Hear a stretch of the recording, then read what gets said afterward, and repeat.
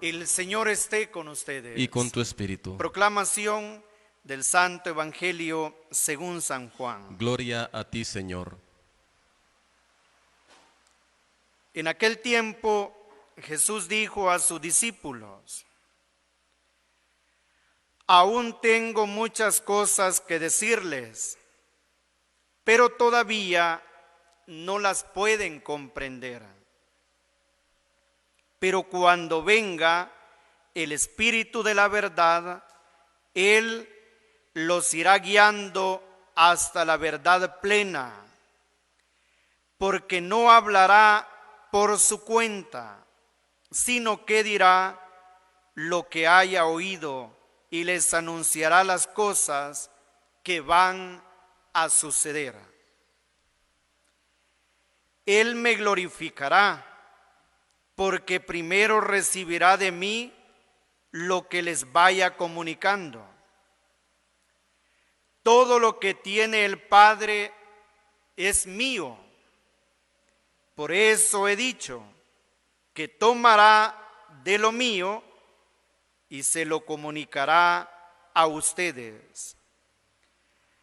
Palabra del Señor. Gloria y honor a ti, Señor Jesús. Queridos hermanos, un saludo muy especial a quienes nos sintonizan a través de la radio Fe y Vida, quienes nos ven a través de Canal 29 de Omnivisión, y a todos ustedes, hermanos, que están a través de las redes sociales, Facebook, y ahora también en la plataforma de YouTube. Es un momento en el que Dios nos permite escuchar su palabra y reflexionarla. Les diría, hermanos, la comida y la sobremesa. Yo les pudiese preguntar qué es más importante, comer o platicar después de comer. Y ustedes me dijeran: Padre, comer, por supuesto. Si ustedes se dan cuenta en esa respuesta tan sencilla, significa que el alimento sólido ya llegó a nuestra vida. El alimento de la palabra ya está en nuestras almas. Ahora vamos a la sobremesa. Vamos a hablar, vamos a compartir, vamos a sacar consecuencias de lo que este alimento trae a nuestra vida. Estamos en el capítulo 17 de los Hechos de los Apóstoles, conocido como el discurso en el Areópago. Es Pablo el que se para en la plaza, en el parque central, en el lugar de reunión, y viene Pablo y habla, anuncia, expone un mensaje. Hay, hermanos, un sentimiento de Pablo al llegar a Atenas. Atenas es la capital de la intelectualidad. No sé si existe esta palabra, pero quiero decir que en ese lugar estaban los pensantes, estaban los filósofos. Yo quiero decirles, hermanos, que por ser seres humanos somos filósofos. Lo que pasa es que no explotamos ese don que Dios nos ha dado. Y habemos muchos que no pensamos, hermanos. Debemos de pensar, debemos de ver la realidad, debemos de juzgar qué es lo que está sucediendo, qué es lo que está aconteciendo, qué es lo que me están diciendo. Porque a veces me están diciendo cosas en la cara y yo no me doy cuenta. Debemos de ser pensantes, hermanos. Debemos de convertir nuestra propia cabeza en una Atenas, ese lugar donde había pensamiento, desarrollo, donde había conocimiento del mundo, donde había ciencia. Hermanos, donde llega uno, habla, lo escuchan y dicen: de eso te oiremos hablar en otra ocasión. Aquellos hermanos no solamente están escuchando y tragando, están analizando lo que Pablo les dice. Oigan bien, dice Pablo: yo he visto que ustedes atenienses son muy religiosos. Nosotros, hermanos, somos seres religiosos, porque así nos ha creado Dios. Así quiere que seamos los humanos, que busquemos siempre lo más alto, la trascendencia, la verdad, que amemos. Eso es lo que Dios quiere de nosotros. Somos religiosos, pero hay mucha gente que solo mira para abajo. Y hay alguien que lo quiere hacer pensar y comienza a insultarlo. Pablo les dice: ustedes son muy religiosos. Tienen altares de distintos dioses, pero hay uno que me llama la atención, les dice Pablo. Es al Dios desconocido. De ese precisamente vengo a hablarles yo. Y comienza Pablo a hablar de la historia de la salvación en los judíos. Comienza a hablar Pablo en la historia que Dios obra en la naturaleza, y llega Pablo a lo más esencial de nuestra fe: la resurrección de Jesucristo. Y hay una respuesta de aquellos. Cuando Pablo llega a lo central, le dicen: de eso te oiremos hablar en otra ocasión. Y yo creo, hermanos, que ahora esta historia se repite en esta generación.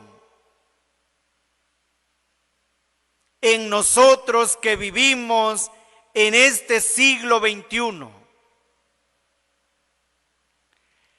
Hay gente que escucha hablar del matrimonio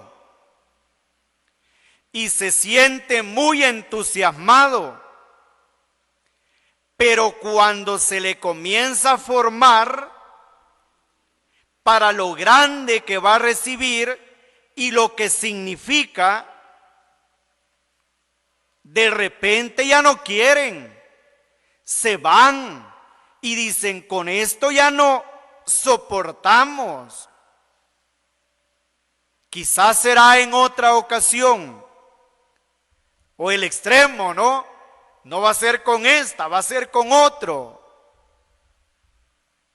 Hermanos, hay mucha gente que se entusiasma al oír hablar de Dios, al oír hablar de la iglesia, al ver el entusiasmo de algunos discípulos de Jesús. Pero cuando se les dice, es conveniente que usted viva un retiro, es conveniente que usted esté bautizado, que usted esté casado, que usted esté en un ministerio, es necesario, hermano, que usted cambie su vocabulario. Es muy malcriado, muy grosero, escandaliza. Y entonces el otro dice, de ser así, mejor no. Ahora, hermanos, esta historia es tan actual. Hay gente que cuando se llega a la exigencia de los mandamientos, a la exigencia de los sacramentos, al compromiso de oración, a la firmeza de lo que hay que creer, de lo que hay que profesar, dicen, mejor estoy afuera. Y no pasan, y no continúan. Hay hermanos, esto es lamentable, porque hay hermanos que no es por su inteligencia, sino que es por su comodidad. No es por su cabeza, porque los atenienses eran inteligentes, porque los atenienses eran religiosos, pero nosotros es por nuestra comodidad y por nuestra terquedad que no damos un paso para estar con Dios, para asumir los frutos de la resurrección. Hay otra reflexión, y es sobre el trabajo de Pablo. Pablo, hermanos, llegó con todo su arsenal intelectual. Es bonito ver esto. Yo los invito a leer completo el capítulo 17 de los Hechos de los Apóstoles. Y pocas veces oiremos a hablar a un apóstol con esta manera de argumentar. Pablo era muy formado, hermanos. Su maestro había sido Gamaliel, con una gran fama. Pero se le va el proyecto a Pablo. De eso te oiremos hablar en otra ocasión, le dicen, y se marchan. Esto es cuando nosotros vamos con nuestras fuerzas humanas. Pablo recibe una gran lección. Sin embargo, la obra de Dios no se deja esperar. Dice la palabra que algunos se adhirieron a él y creyeron. Y menciona hasta 2 nombres: Dionisio el Areopagita y una mujer llamada Dámaris. Fíjense ustedes, probablemente esa palabra algunos sean 2 más fuera de Dionisio y Dámaris. Aquí está la obra de Dios. Con pocos Dios hace crecer su evangelio. Con pocos Dios muestra su poder hasta allá donde quiere llegar. El fracaso es humano, el de Pablo, pero la victoria y la grandeza es de Dios con aquellos pocos. Por eso, hermanos, ahora vivimos momentos excepcionales. Este ambón es el nuevo Areópago. Estas cámaras,